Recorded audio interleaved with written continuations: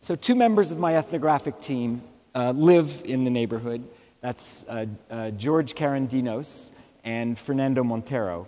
And the other member of my ethnographic team is my partner, Lori Hart. George actually just graduated from Penn this fall and wants to become an MD, PhD. And Lori is also an anthropologist like me, but at neighboring Haverford College. So within a 2-month period, and this was the slide that was supposed to go there, within a 2-month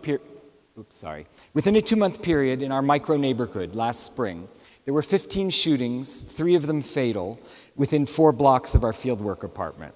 There were also 3 stabbings and 11 more aggravated assaults. And this was just, it was the beginning of the springtime. So right from the beginning, the social networks we initially befriended on our block made it clear to us that violence is not a deviant act. And the ability to mobilize violence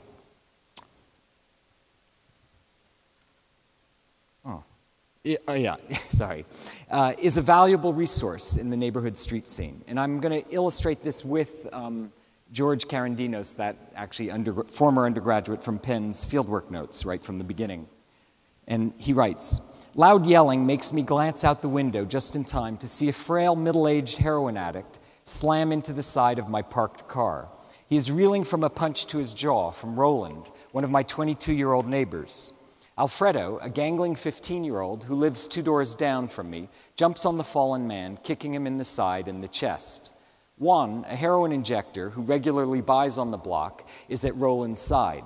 Sol, Roland's mother, is shouting now, loud enough for everyone on the block to hear.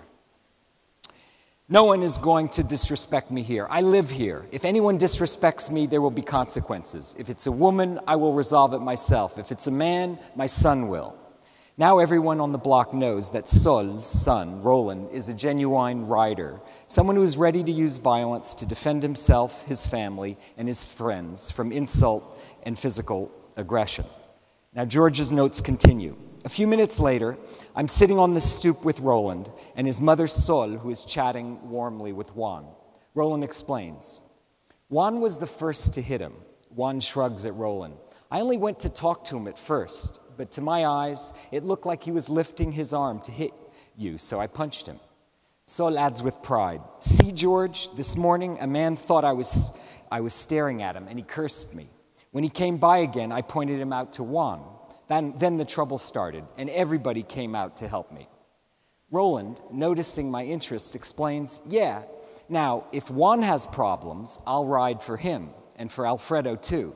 I'll do that because they defended my mom. Roland explains that he was not angry at the moment, he was too angry at the moment to worry about his 10-year probationary status for narcotics sales and gun possession. He thinks that having a personal well of rage to draw upon is a crucial thing for being a man. He explains that this is why he resents Carlos, who is his mother's boyfriend. When I fight, or I'm really angry, I don't think of anything, and I could kill you. Carlos doesn't have that anger inside him where he can fight. Even if he says, okay, let's fight, and came down to fight someone, he would get his ass kicked because he doesn't have the anger to fight hard. And the other person will have that anger. I have that anger. Sol nods sadly. I can't depend on Carlos. Roland hugs his mother. I am Sol's only son. Carlos doesn't fight. He won't get into my mom's problems. So I think God put me here for a reason. If I go to jail or if I die for my mom like this, then I don't care. I will die happy. I'll be smiling in my casket. Carlos conspicuously stayed inside during this incident.